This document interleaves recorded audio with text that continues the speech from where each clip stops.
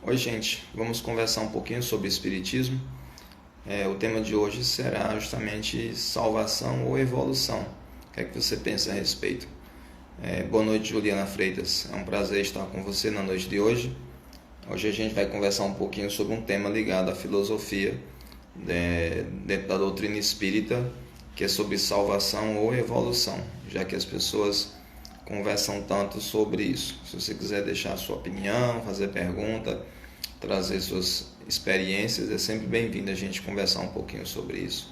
Você já deve ter ouvido falar que muitas pessoas falam sobre salvação nas mais diversas religiões, né? Salvação é um tema recorrente, é uma coisa importante, as pessoas ligadas às religiões estão sempre falando sobre isso, né? Algumas pessoas já se consideram salvas, outras precisam de alguma maneira empreender algum tipo de jornada ou fazer algum tipo de ritual ou passar a ter um tipo de vida que lhes garantam essa salvação. E é uma preocupação constante de um número enorme de religiões, né? Boa noite, Godiva. É um prazer estar com você. Espero que a praia não esteja muito quente. A ideia de salvação é muito antiga e está presente em muitos povos, né? Ao redor do mundo, mais fortemente entre os povos monoteístas. Então a ideia de salvação não pertence a uma única religião, não só ao cristianismo, não só ao catolicismo ou ao protestantismo, mas as mais diversas religiões do mundo têm essa ideia de salvação, mas entre os povos monoteístas, na atualidade, essa ideia é mais forte, as pessoas pensam muito sobre isso, a gente precisa se salvar, e para se salvar precisa cumprir com um determinado conjunto de comportamentos, de ideias, de procedimentos, e aí as pessoas passam a ser salvas, né? A ideia de salvação está relacionada a um apartamento de Deus com o homem, a uma ruptura do homem com a natureza, com Deus, né? Ou com sua origem divina. Então, as pessoas, a gente pensando no mito que está escrito na Bíblia de Adão e Eva, né? Eles desobedeceram a Deus e foram apartados, foram afastados de Deus e retirados do Éden, né? Do paraíso, e passaram a errar pela terra. E aí eles passaram a sofrer. Antes disso, viviam no paraíso sem sofrimento, sem grandes atividades, sem... Era meio chato ficar no paraíso, na verdade, né? Só colhendo frutos, se alimentando quando tinha fome. Os animais, segundo algumas religiões, falavam, os homens se comunicavam com os animais, né? Os homens não, né? O homem, né? E a mulher, que só tinham dois. E a partir daí, né, desse apartamento com Deus, né? Quer dizer, o homem se apartou de Deus, saiu da presença de Deus, já que Deus também habitava no paraíso, né? A Bíblia mostra que quando depois que eles comem o fruto proibido, Adão e Eva, eles estão escondidos na mata dentro do paraíso, e Deus está caminhando pelo paraíso, segundo a tradição da Bíblia, e aí Deus conversa com eles, né? Eles estão com vergonha porque perceberam que estão desnudos, porque haviam comido da árvore do bem e do mal, o fruto da árvore do bem e do mal. Então a ideia de salvação está ligada a voltar à presença de Deus, e essa presença de Deus, para algumas religiões, especialmente cristãs, não está necessariamente aqui, mas em uma vida após a morte. Porém, a gente já pode começar a se aproximar da presença de Deus, vivenciando já isso hoje, nos dias de hoje. Daí a ideia de salvação ela é importante. Por isso que algumas pessoas acreditam que só em aceitar a Jesus como seu Salvador é suficiente para que se considerem salvos, porque já estão, de alguma maneira, comungando a presença de Deus. A salvação é simplesmente uma forma de tentar trazer ordem ao caos e retornar à relação com Deus. Então essa ideia que a gente tem de salvação, hoje presente nas diversas religiões, é justamente uma ideia de reconexão com Deus, né? Daí as pessoas traduzirem a expressão religião como uma forma de você religar-se a Deus, já que nós estamos apartados dele em decorrência do pecado, em decorrência de nós termos cometido uma série de erros. Daí, para que você consiga se salvar, ou seja, que você consiga resolver esse apartamento que você teve com Deus, esse afastamento dele, é preciso que você cumpra com determinados procedimentos, e esses procedimentos geralmente estão ligados a você frequentar missas ou a cultos, dar o dízimo, né, a aceitar publicamente que você é de tal religião, que aí seria o batismo, e falar para as pessoas, realizar a pregação e espalhar essa mensagem divina e tal mais. Então a ideia da salvação está muito relacionada a esse retorno, a esse paraíso perdido, né? Então, já a ideia do evolucionismo do século XIX está ligada a uma percepção científica de transformações que ocorrem na natureza. Porém, muitos povos do passado já falavam sobre isso de outras maneiras, entre eles os povos que adotaram o budismo. Então, a ideia do evolucionismo ela não é uma ideia pura e única do século XIX. Enquanto ciência, enquanto desenvolvimento científico, ela vai surgir e fortalecer-se no século XIX. Porém, se a gente pensar na cultura budista, desde 500 anos antes de Cristo, pensava-se na evolução, ou seja, que a pessoa ia estar num processo de transformação constante, saindo de uma coisa mais simples para uma coisa mais complexa, de uma coisa mais imperfeita para uma coisa mais perfeita, de uma coisa mais simples para uma coisa mais acabada, mais pronta. Não só os budistas, dentro da cultura hinduísta você também vai ter isso, né? Dentro do hinduísmo as pessoas também evoluem, só que dentro da cultura do hinduísmo há o samsara, que é você nascer e renascer, e quando você faz coisas boas você vai melhorando, e se nesse processo você faz coisas ruins, você pode voltar para o início, ou seja, a gente pode nascer de novo na condição de um inseto se a gente não tiver uma vida virtuosa. Daí a metempsicose, que é a ideia de que a gente pode renascer em seres inferiores, ou seja, em seres insetos, em animais, e diferente de outros povos, como por exemplo os povos que adotam a doutrina budista, talvez não toda a doutrina budista, mas em boa parte dela, se acredita que a pessoa está sempre num processo evolutivo e que a gente sempre nasceu na condição em que se encontra hoje. Então, o sentido da palavra evolução no espiritismo é de uma transformação constante, partindo de umas estruturas mais simples para umas estruturas mais complexas, ou seja, para o espiritismo, segundo os espíritos dizem, nós nascemos simples e ignorantes.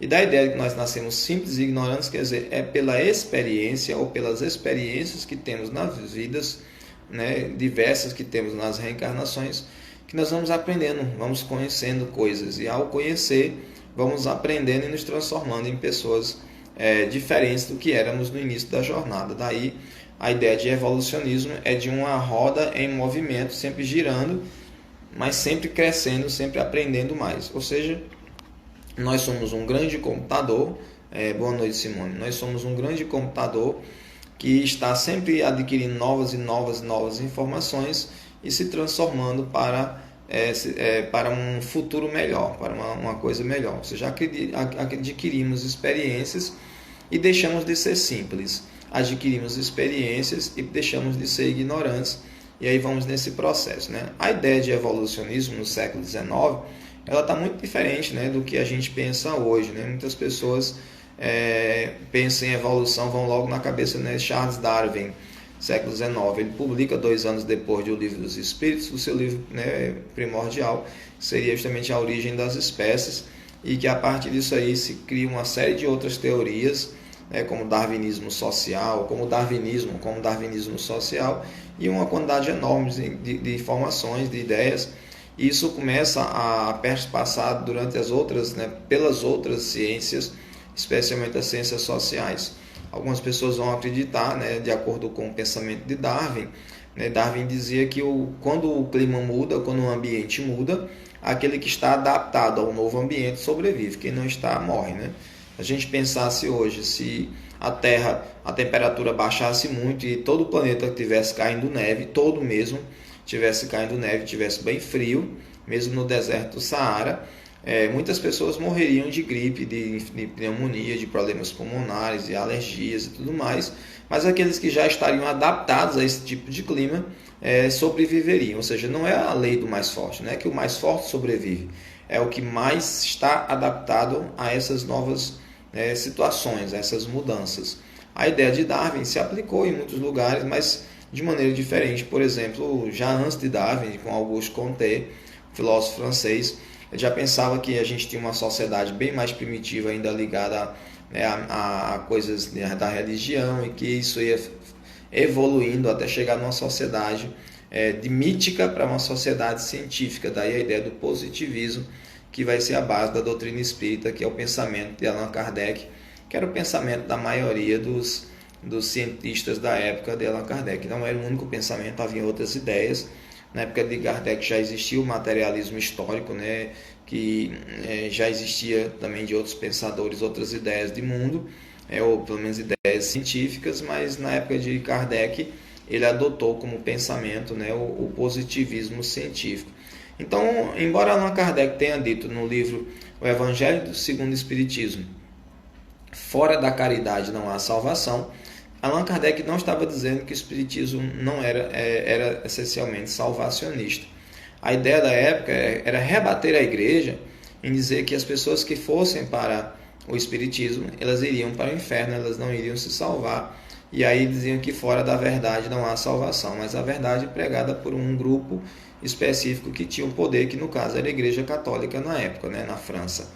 E aí cada país tinha um grupo protestante. Na Holanda, que era mais dominante, na Inglaterra também, protestantismo anglicano, né? Nos Estados Unidos o puritanismo, o puritanismo que veio da Inglaterra, que se fortaleceu lá, que é um dos países onde a população protestante é uma das maiores do mundo.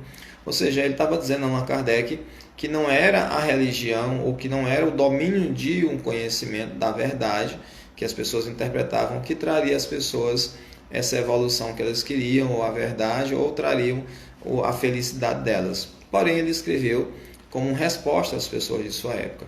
No próprio Livro dos Espíritos, que é anterior ao Evangelho segundo o Espiritismo, Allan Kardec fala sobre isso, sobre a ideia da metempsicose, que é justamente a evolução.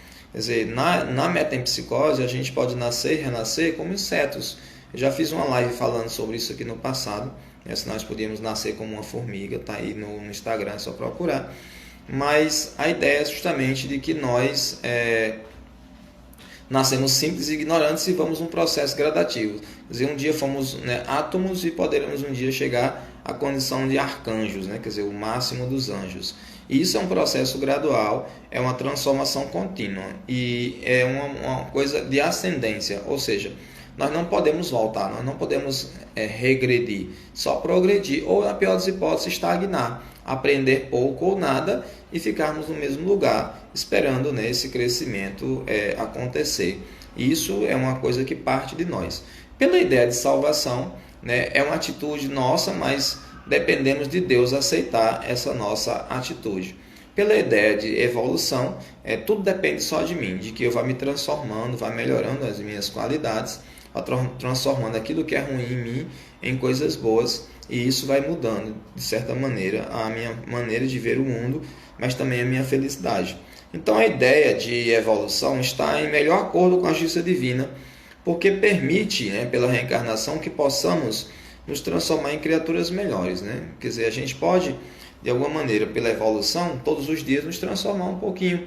Em outras e outras vidas, a gente vai aprendendo e que a gente não é capaz de ser conhecedor de tudo apenas em uma única vida.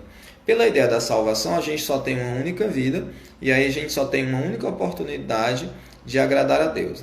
Mas existem muitas situações hipotéticas para as quais a gente poderia colocar aqui. Por exemplo, uma pessoa que teve uma vida virtuosa, que fez o bem ao longo da sua existência, porém um pouquinho, digamos assim, explosivo. Nem quando falava demais, brigava por coisa pequena, mas era uma pessoa boa, tinha as virtudes principais, fazia o bem ao seu semelhante, era uma pessoa de uma religião cristã muito devota. No auge da sua velhice, ele chega em casa e vê uma pessoa matando um familiar seu, ele vai lá e, em legítima defesa, ele tira a vida dessa pessoa. Ou então, num ato de fúria descontrolada, ele tira a vida dessa pessoa.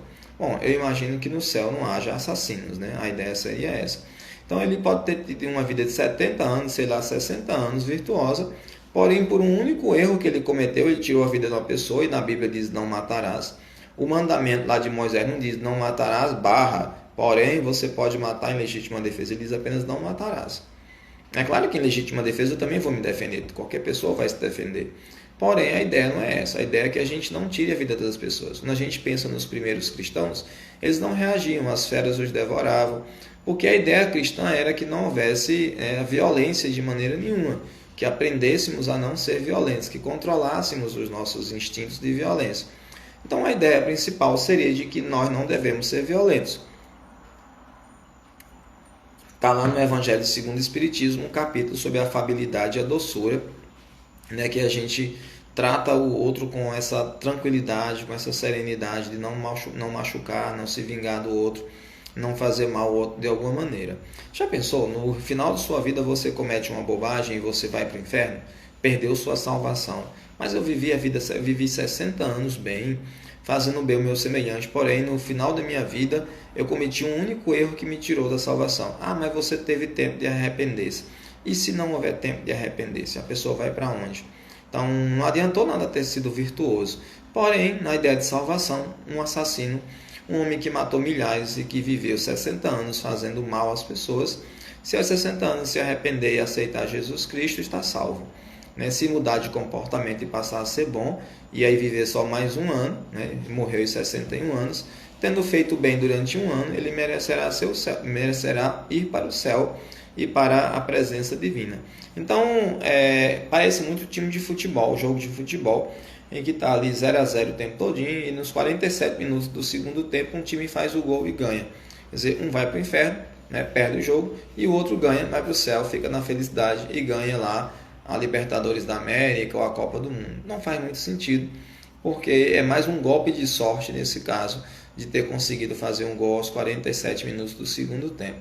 Porém, a ideia de evolução faz com que a gente continue aprendendo, mas ela só faz sentido se houver reencarnação. Ou seja, precisamos passar por muitas vidas, e de muitas e muitas vidas, mesmo que eu tenha vivido 60 anos de maneira virtuosa, se aos 60 anos eu cometi um crime qualquer, e aí eu passo mais um ano só na Terra e eu morro, eu tenho a oportunidade de voltar outras vezes aqui e continuar aprendendo. Porém, dentro da cultura espírita, especificamente dentro de alguns grupos, as pessoas começaram a focar muito no sofrimento. E aí, dentro de uma cultura capitalista do século XV para cá principalmente, as pessoas começaram a fazer contabilidade. Allan Kardec fala sobre isso, só que nós exageramos. Nós passamos a achar que cada erro pequeno que a gente comete, a gente tem que voltar a pagar para cá, para a Terra, para pagar só esse pequeno erro.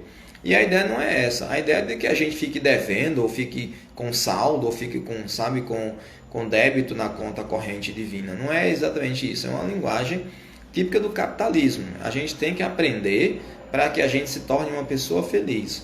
E à medida que eu me tornar uma pessoa feliz, eu quero que as pessoas que estejam próximas a mim também sejam felizes. E aí eu vou tentar ensinar essas pessoas, ou levar essas pessoas às condições para que elas também sejam felizes. Então, se a gente não focar tanto no sofrimento e focar mais na aprendizagem, a ideia de evolução faz mais sentido. Porém, se a gente foca na ideia de sofrimento, a gente não está naquela ideia medieval de que a gente está aqui para pagar pelos erros das vidas passadas. E a gente não devia pensar assim. Olha, a gente pensa na Terra assim, com um mundo primitivo. Fomos assim quando estávamos na pré-história. 250 mil anos atrás, surge mais ou menos o Homo sapiens, que seríamos nós hoje. E aí a gente comia carne crua, a gente matava uns aos outros, não tinha fé, não tinha lei e não tinha rei. FLR, fé, lei e rei, não tinha. Ou seja, não havia polícia e não havia justiça. Cada um fazia o que queria, tendo violência, tendo força para isso. Com a civilização de 6 mil anos para cá, a gente saiu de um estado que a gente chamaria de mundo primitivo e entrou no que chamaríamos de mundo de provas e expiações.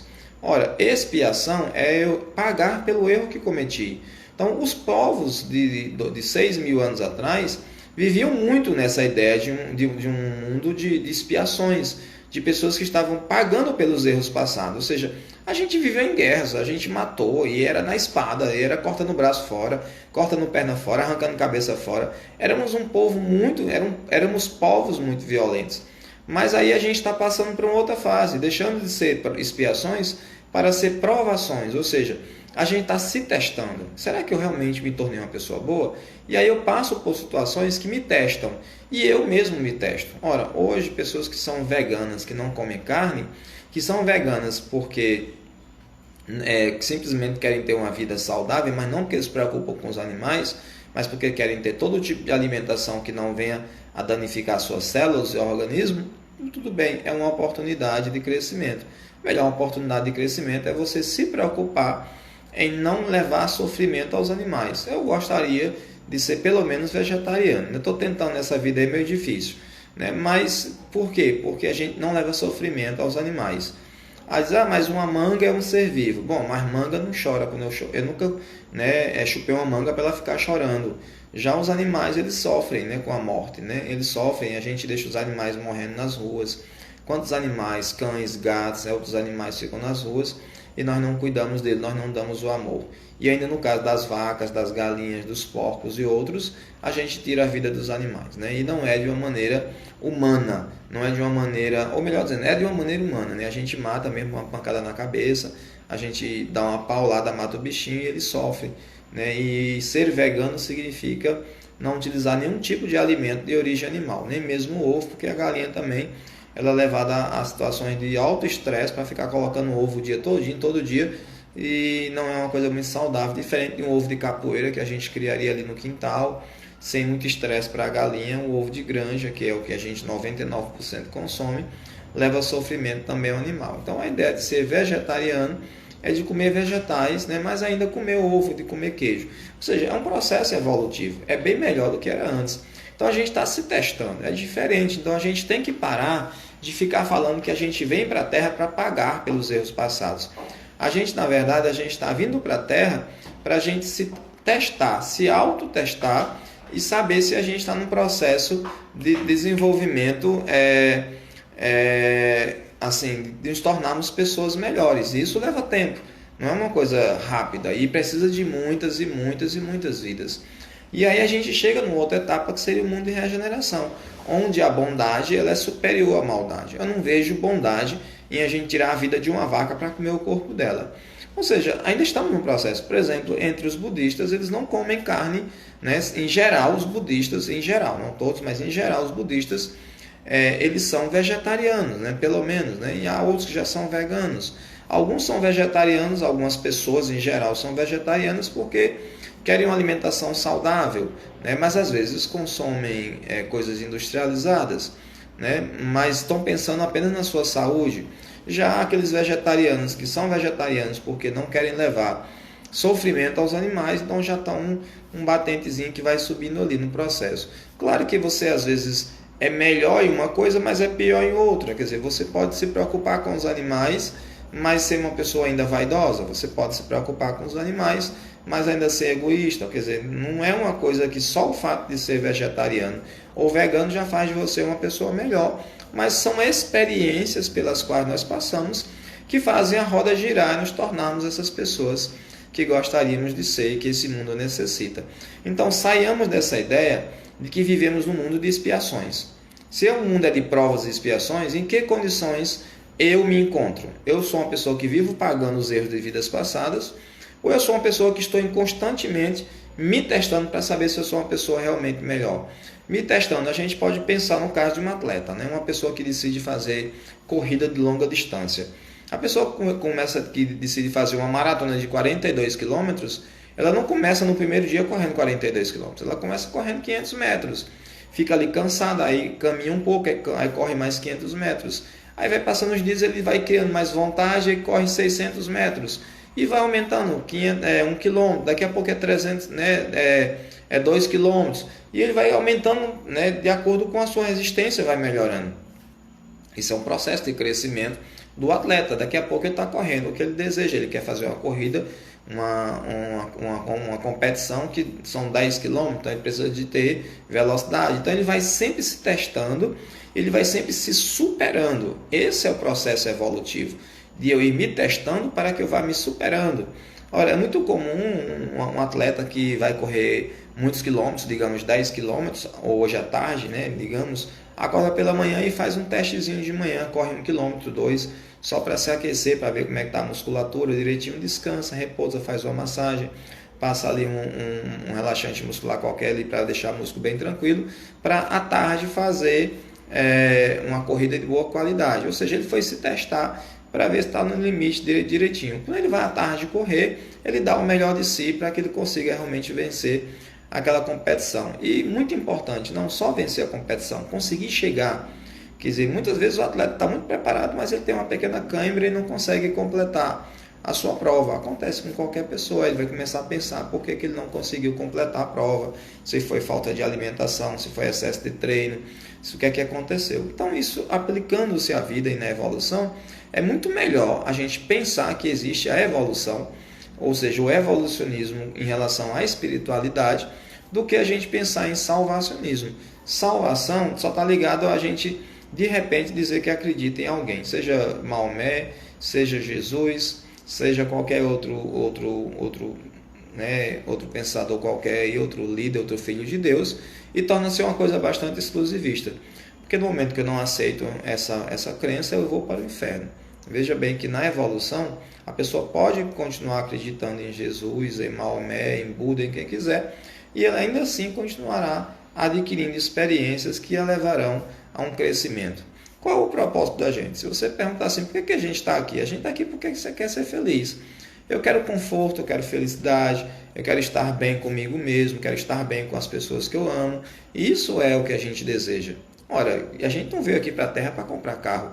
A gente não veio aqui para a Terra para comprar computador, para comprar celular. A gente, quando estava no mundo espiritual, pensou, eu vou para a Terra para aprender. E eu quero aprender o principal é ser feliz. A gente não estava lá na Terra, lá no mundo espiritual, dizer, eita, vamos inventar o celular, eu quero ir para lá porque eu quero aprender a utilizar o celular.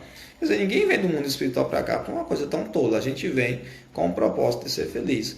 É claro que algumas pessoas ainda com a consciência muito pesada, elas querem reencarnar entre pessoas que estão numa condição, que elas já atrapalharam no passado, levaram sofrimento, e de alguma maneira a gente quer ajudar, quer tentar fazer essa pessoa crescer também. Isso existe, e muitas pessoas vêm dessa maneira.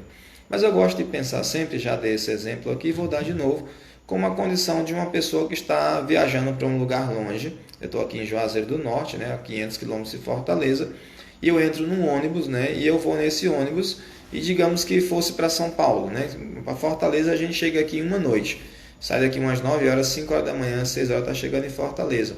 Eu vou dormir a noite toda e não presto atenção na viagem. Porém, se eu fosse para São Paulo de ônibus, levaria 3 dias. Então, nesse ônibus eu posso ir na mesma cadeira, tentando ir dormir, tomar um Dramin e dormir a viagem todinha, ou eu posso sair conversando com as pessoas. Se houver cadeiras vazias no ônibus, eu posso mudar de vez em quando e conhecer quem são as pessoas que estão conversando ali, que estão viajando comigo, saber quem são as pessoas, que profissão elas seguem, que visão de mundo elas têm. Ou seja, isso é a reencarnação. Pela salvação, é como se a gente entrasse num ônibus, numa cadeira e chegasse ao destino na mesma cadeira. E pela evolução, a gente pode, pela reencarnação, mudar de cadeiras várias vezes e conhecer muita gente, fazer amizades, olha que coisa legal. Conhecer outros seres humanos, trocar experiências, aprender com eles e também passar aquilo que a gente conhece, aquilo que a gente entende como sendo uma coisa melhor. Então, o processo de desenvolvimento pessoal está ligado à evolução. O processo de salvação está ligado a você acreditar em alguma coisa e, frequentemente, de forma cega. A gente tem que acreditar, mesmo não tendo uma fotografia de lá. Tem que acreditar porque alguém disse. Eu acho interessante uma frase do budismo, que o Buda dizia que a gente não deve seguir uma pessoa só porque ela segue uma longa tradição. Jesus disse algo semelhante, cegos guiando cegos. Então a gente acredita porque alguém escreveu, acredita porque foi dito durante muito tempo, e se é uma tradição as pessoas acabam acreditando. Entre os gregos antigos havia uma frase que dizia que uma mentira dita 99 vezes se transforma em verdade. Quer dizer, com o tempo as pessoas passam a acreditar numa mentira, porque tanto ela foi repetida. Estamos na época da eleição aí. Estamos aí no final de outubro e a gente vê muito isso, vê muitas essas pessoas com esse pensamento ainda. Então a ideia do espiritismo é uma ideia evolucionista e não salvacionista. Portanto, nós não vamos nos salvar. Não há necessidade de salvação, porque nós não estamos apartados de Deus. Na ideia do cristianismo, especialmente da cultura judaico-cristã, nós nos apartamos de Deus como Adão e Eva saíram do paraíso e se afastaram da presença de Deus. E hoje, com a ideia da evolução, nós não precisamos passar por isso. Em nenhum momento nós estamos apartados de Deus. No século XVIII, com o iluminismo, Jean-Jacques Rousseau e outros pensadores, pregavam um retorno à natureza, pregavam um retorno a gente, sabe, a gente ficou num mundo muito civilizado, muito dentro de cidades, um mundo muito urbano, onde a gente não conhece a natureza, onde a gente não tem contato. Em algumas cidades, tem criança que nunca viu um pé de feijão, tem que pegar um caroço de feijão, colocar num algodão ali com um pouquinho de água e esperar que esse dentro de um pote, que esse caroço de feijão vá brotando ali. Então, por quê? Porque nunca viu, nunca foi numa região rural, nunca conheceu. E estamos cada vez mais assim, né? Quer dizer, vai faltar espaço no futuro e as pessoas vão viver todas em prédio, que já vão ficar se ligando. Aqui no Juazeiro a gente já tem 2 prédios que são interligados aqui um no outro. Você pode sair de um prédio para o outro sem precisar atravessar a rua, quer dizer, porque os prédios estão no mesmo espaço, e aí um prédio pode ser comercial e o outro pode ser residencial. É a tendência para o futuro as pessoas cada vez mais viverem em prédios e viverem cada vez menos na natureza, a não ser que alguma coisa no processo histórico modifique essa tendência, mas é uma tendência de cada vez mais se urbanizar. Ora, dentro da urbanização há muitas vantagens, mas aí a gente perde uma série de outras vantagens que seria a natureza. Ou seja, nós estamos nos apartando da natureza. Como será que nossos filhos ou os nossos bisnetos olharão para trás e dizem, nossa, era tão bom a natureza, porém nós aí estamos queimando. Está aí o Pantanal, né, a Amazônia, tudo pegando fogo, se acabando, e as autoridades não conseguem dar conta, né, ou não querem, ou não se esforçam o suficiente para diminuir ou minimizar essas queimadas e aí a natureza se perdendo. Por quê? Porque não dá dinheiro, né? Porque não é, quer dizer, porque as pessoas preferem plantar aquilo que é comestível e não necessariamente aquilo que é primitivo ali, aquela mata primitiva que estaria ali. Ou então criar gado, porque gado a gente come, né? Galinha a gente come. Então vamos fazer isso, vamos criar gado, vamos criar galinha, porque isso aí dá dinheiro. No futuro a gente não vai ter onça, a gente não vai ter baleia, porque a gente não come onça nem come baleia, a gente come galinha, a gente come vaca. Então é o animal do futuro, né? Talvez alguns animais domésticos ali, como cães e gatos, mas a gente vai ter uma quantidade muito limitada de animais e aí também vai ser ruim para a nossa saúde. Então a gente imagina nesse momento qual seria mais útil, qual seria mais em acordo com o desenvolvimento natural, né? Seria a gente ir em busca de uma salvação a partir das palavras de um livro ou das palavras de uma pessoa, ou a gente evoluir a partir das experiências. Vamos tocar num ponto fundamental, uma coisa importante. Durante muitas vezes que eu tive palestras, até mesmo no rádio, algumas pessoas ligavam, né? O Paulo César e o Isaac estão aí presentes, comandam um programa todos os domingos, ao meio-dia, na Rádio Progresso FM aqui de Juazeiro do Norte. E vem quando alguém pergunta, mas vocês não acreditam na Bíblia, vocês espíritas negam a Bíblia. Então entendamos assim, a Bíblia é um livro histórico, é um livro literário, é um livro também voltado para profunda sabedoria, mas é um livro que trata a história de um povo que cometeu muitos erros ao longo do seu processo de crescimento. Davi, embora seja um grande rei, cometeu muitos erros. Não vou nem citar os erros de Davi, que não me cabe.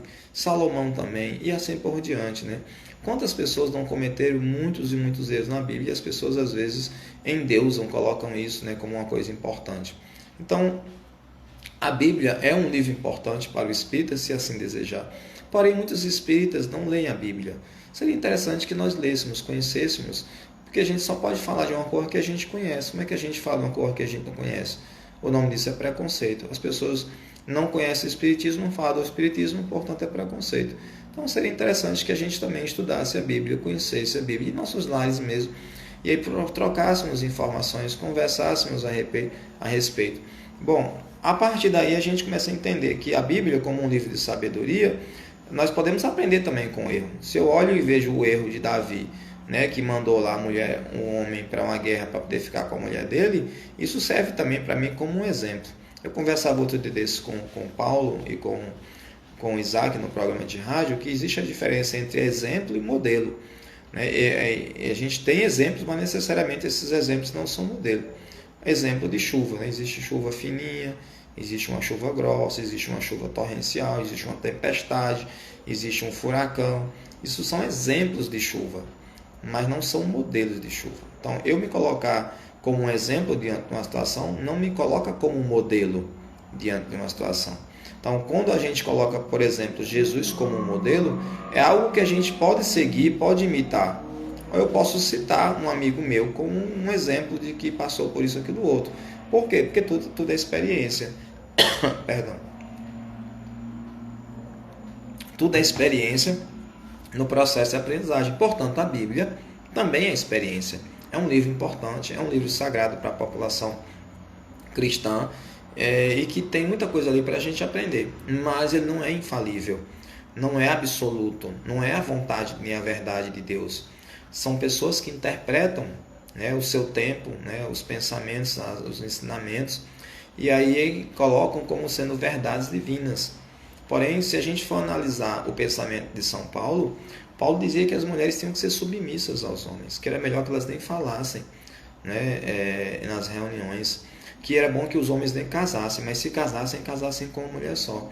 Então a visão que Paulo tinha da mulher era a pior possível, é uma visão de submissão, e isso está em desacordo com o nosso tempo, né? Muitas religiões, eu já assisti algumas palestras de algumas religiões pelo YouTube, não vou citar o nome, mas vocês vão facilmente encontrar, em que pastores muito engraçados colocam a mulher na condição de subalterna, de obedecer ao marido, porque está escrito na Bíblia. Tem pastor aí, dono de televisão, que diz que os seus filhos têm que ir, não é para a faculdade não, tem que obedecer, estudar aquilo que está na Bíblia. Eu tive um aluno que se negava a ir para a faculdade. Ele terminava o 3º ano, era um aluno muito bom, né? Um bom estudante, tinha condição de fazer vestibular. E quando eu conversava com ele na escola, dizia: você vai fazer faculdade de quê? Ele disse: não preciso, eu já tenho a Bíblia. Eu disse: sim, mas você vai viver de quê? Eu arranjo um emprego. Sim, mas você sabe fazer o quê? Eu fiz o ensino médio. Eu disse: sim, mas você não é enfermeiro, você não é advogado, não é dentista. Você só sabe ler e escrever, porque o ensino médio no Brasil não forma a pessoa com uma profissão. E mesmo que você faça um ensino profissionalizante, que não era o caso dele, há limitações, né? Às vezes são até boas, alguns cursos são até bons, algumas profissões, mas são limitadas. O bom é você cursar uma faculdade, cada vez mais estudar, para encontrar algo mais, não só para ter uma profissão, mas para aprender, para se tornar uma pessoa cada vez mais inteligente, mais escolarizada. Ele dizia: não, eu não preciso disso, eu só preciso de Deus e da Bíblia. Pois esse rapaz terminou o ensino médio, passou um ano, ele apareceu na escola de novo, estava só passeando, e eu dizia: o que é que tu está fazendo da vida? Estou procurando emprego. E você não pensou em fazer um curso? Não preciso disso, eu só preciso de Deus e da Bíblia. Então, assim, um jovem de 20 anos de idade, com uma mentalidade tão fechada, de que não queria fazer faculdade, eu dizia: você vai pelo menos ser pregador na sua igreja? Porque aí, nesse caso, você fazer uma faculdade de teologia seria uma coisa boa, né? Mesmo que as faculdades de teologia no Brasil formem para a teologia cristã e não para a teologia em geral, né? Muitas são oferecidas pela Igreja Católica, outras são oferecidas por grupos evangélicos. Então, quem quer fazer faculdade de teologia já vai fazendo, sabendo que não vai se falar de reencarnação lá, e se falar é para falar mal. E aí você podia fazer o curso, dizendo para esse rapaz, de teologia, e podia ser professor de teologia, ou podia ser pregador na sua igreja mesmo, né? Já que na sua igreja o pastor é uma pessoa remunerada pela igreja e tudo mais. E aí ele ficou pensando a respeito, já ficou mais interessante para ele, porque isso tem a ver com a Bíblia. Então veja que há uma mentalidade fechada. Essa ideia de salvação é uma mentalidade fechada para um tipo de vida que a pessoa tem, que só tende a agradar a Deus, e se desagradar vai para o inferno. Na ideia de evolução, nós não precisamos passar por isso. Na ideia de evolução, nós passamos por experiências onde nós aprendemos a Bíblia, sendo um livro de grande importância, de grande relevância, de grande sabedoria, um livro histórico, né? Eu tenho realmente muito prazer em ler esse livro, porém não posso levá-lo ao pé da letra, não posso seguir aquilo que está escrito lá sem ter um senso crítico, sem ter uma reflexão, porque senão eu faço besteira, né? Porque a gente acaba fazendo coisas que não se deveria fazer porque está escrito na Bíblia. Quer dizer, se a gente for para o espírita especificamente, a gente foca nos 4 evangelhos. O meu livro preferido da Bíblia é o Atos dos Apóstolos. É um livro que eu gosto muito de ler. Eu acho que da Bíblia inteira foi o livro que eu mais li. Na minha adolescência eu gostava muito do Evangelho escrito por João, e depois eu comecei a estudar mais o Evangelho escrito por Lucas. Então o livro de Lucas e o livro do Atos dos Apóstolos, que historicamente se atribui ao mesmo autor, hoje é o livro que eu mais leio na Bíblia. É o livro que eu mais gosto.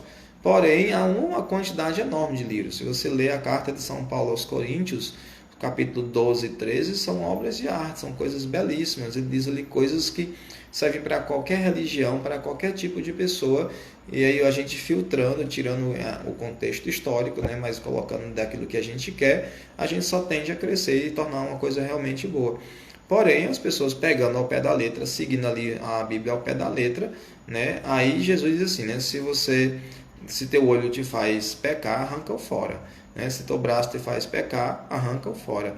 Quer dizer, isso ao pé da letra é um absurdo, né? Eu não vejo as pessoas fazerem isso, porque realmente é um absurdo. Quer dizer, não é preciso ser um sábio para entender que Jesus está utilizando uma linguagem figurada. Se a gente vai no Velho Testamento, é um povo bastante rude, é um povo bastante ainda pegado a um conceito de nação, de imperialismo, né? Quer dizer, o Egito era o imperialista, o Egito dominou a região, depois vieram outros povos, né? Entre eles os romanos, né?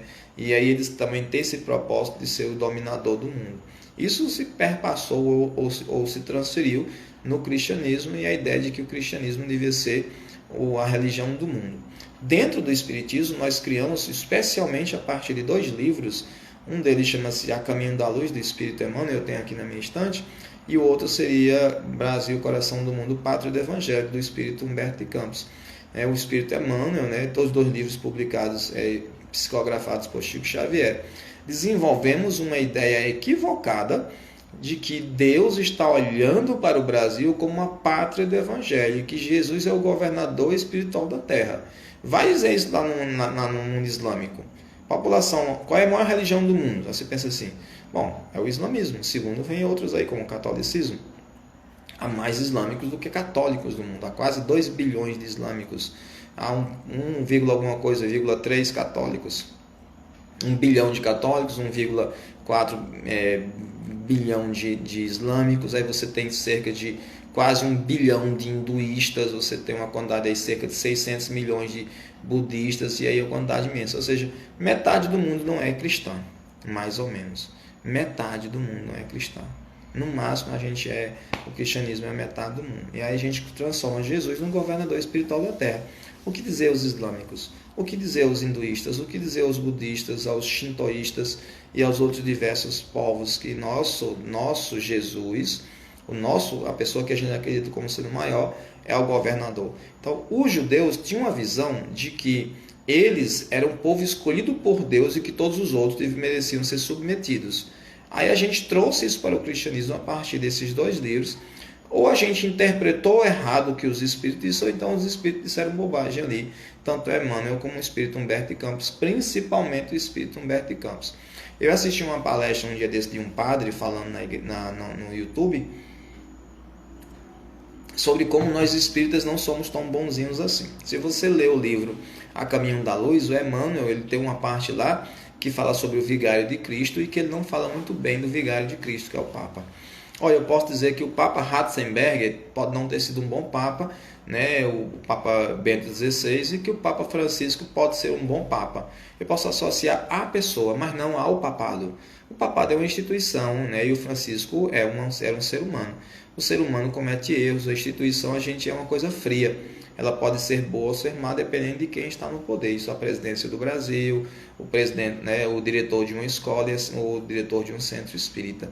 Então a gente não é tão bonzinho assim não, a gente tem que começar a refletir mesmo sobre isso. Se Jesus é o governador espiritual da terra, fique imaginando, quer dizer que Maomé é submetido a ele. Se a gente abrir um centro espírita lá em Meca, né, a gente vai ser expulso de lá, por dizer uma coisa desse tipo. Talvez eles até sejam, né, o mundo islâmico aceitem, né, a presença de uma igreja cristã lá, né? Mas aí quando a gente entra na igreja cristã, Jesus é a salvação, né? O islamismo é o inferno.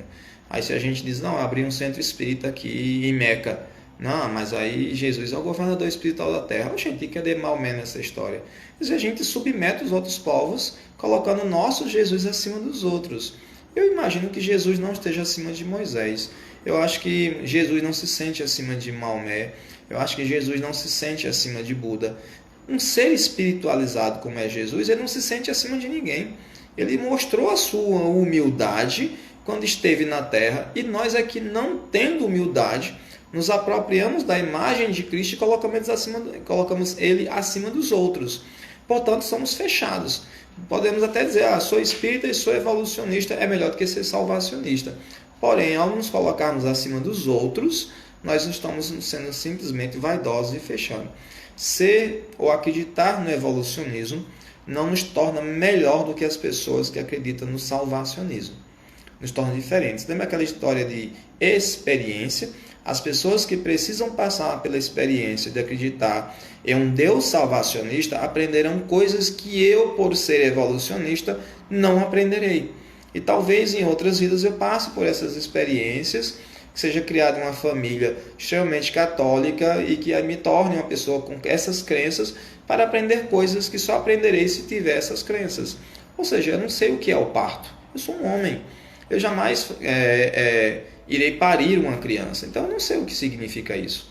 Eu preciso um dia nascer mulher para entender o que é ter um filho, o que é a dor de ter um filho, né, um parto normal, o que é ser mãe, o que é ter esse sentimento materno. Ou seja, tudo é experiência que pode ser válida desde que a gente dê significado a ela. Sermos evolucionistas, acreditarmos que temos muitas vidas, que é a reencarnação, e que aprendemos indefinidamente, não nos torna melhores do que aqueles que são salvacionistas. Apenas passamos por experiências diferentes.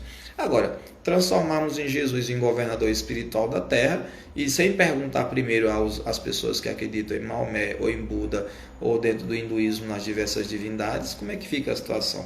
Ou seja, estamos simplesmente repetindo os erros do passado. Acreditar que o Brasil é a pátria do mundo, né? O coração do Evangelho, aliás,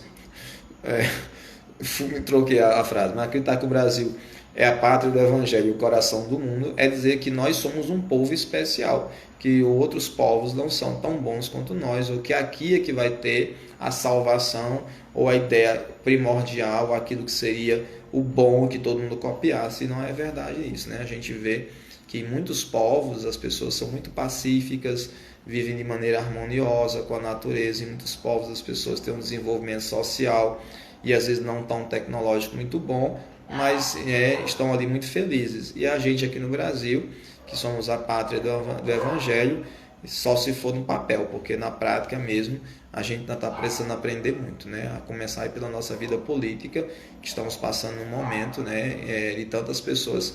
Nunca se viu tanta gente candidata à política. Não sei se é porque está todo mundo desempregado devido à pandemia ou se são pessoas realmente interessadas em fazer o bem ao seu semelhante. Pois bem, são algumas reflexões que a gente trouxe. Não temos a intenção de ser a verdade. Se o que eu falei faz sentido para você, pense sobre elas, discuta, discorde, dê sugestões, traga reflexões. Se o que eu falei não faz sentido, então esqueça, não faz sentido pensar sobre isso, porque são coisas irrelevantes. Acho que a gente tem que, como espírita, conhecer o que os outros dizem sobre o espiritismo. Então temos que ouvir padres falando do espiritismo, temos que ouvir pastores falando do espiritismo, porque lá eles vão encontrar as nossas falhas como espíritas e vão encontrar as falhas na doutrina espírita. Se nós acreditarmos que a doutrina espírita não tem falhas, nós simplesmente estamos repetindo o erro da Igreja Católica na Idade Média de colocar na fogueira quem dizia uma falha da Igreja Católica. Então a doutrina espírita pode ter falhas porque ela está em processo de crescimento também. Os espíritos não disseram tudo, senão não precisava de Chico Xavier. Se tivesse tudo escrito lá, né, no livro dos Espíritos, na doutrina espírita com Allan Kardec, para que haveria mais necessidade de médiuns como Chico Xavier e tantos outros? Seria desnecessário, não deveria nem comprar os livros dele, porque bastaria nos ler Allan Kardec e isso seria suficiente. Porém, quando a gente lê os livros de Chico Xavier, tanto a gente melhora espiritualmente, como a gente aprende, né, com conhecimentos novos e a gente se conforta diante das dificuldades da vida. Portanto, a doutrina espírita não está completa, ela não é perfeita, ela tem suas falhas. Porém, eu amo tanto a doutrina espírita que não consigo ver, como não consigo ver as falhas dos meus filhos, porque amo demais. Ouvindo as pessoas que são contrárias à doutrina espírita, pessoas que têm um pensamento diferente sobre evolucionismo, salvacionismo, ou seja lá o que for, a gente começa a pensar, nossa, é verdade, esse rapaz está dizendo uma coisa aí. E aí eu vou ter que trabalhar isso dentro de mim, tentar entender como funciona e me fortalecer. Algumas pessoas vão se enfraquecer e vão abandonar a ideia do espiritismo porque alguém disse isso ou alguém disse aquilo outro. Na verdade, eu já ouvi muita coisa nesses quase 30 anos que conheço a doutrina espírita. mas em alguns momentos a gente titubia mesmo, a gente se enfraquece na nossa fé, mas a gente tem que tentar entender, tentar retrabalhar isso dentro de si. Não estou dizendo que serei espírita para sempre, mas eu tenho certeza de uma coisa: eu já sou espírito e um dia voltarei ao mundo dos espíritos. Se tiver alguma dúvida lá, eu tirarei. E aí eu voltarei e diria a vocês. Mas que interessante, os espíritos já estão voltando, já estão dizendo para a gente que é desse jeito mesmo. Não está só escrito nos livros. Eu não acredito na mediunidade porque me disseram, eu vi. Não acredito nos espíritos porque me disseram, eu vi. Está nos meus olhos, está na frente, através da mediunidade, pelos diversos fenômenos que a gente passa.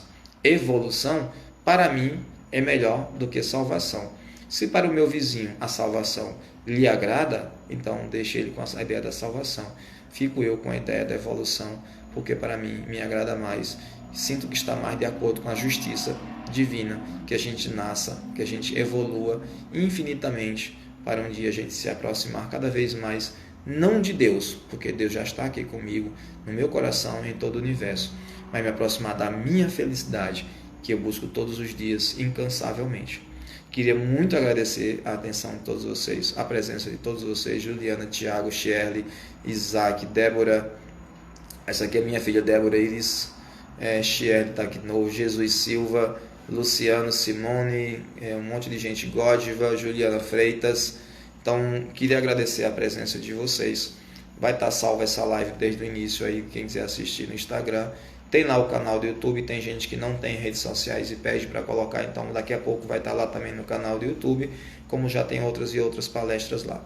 Desejo a todos, aí está chegando no final de semana, evite aglomerações, use máscara e vamos rezar para que essa vacina chegue logo, para que a gente saia dessa vida de quarentena. Meu abraço a todos, muito obrigado pela presença de todos vocês e muita paz.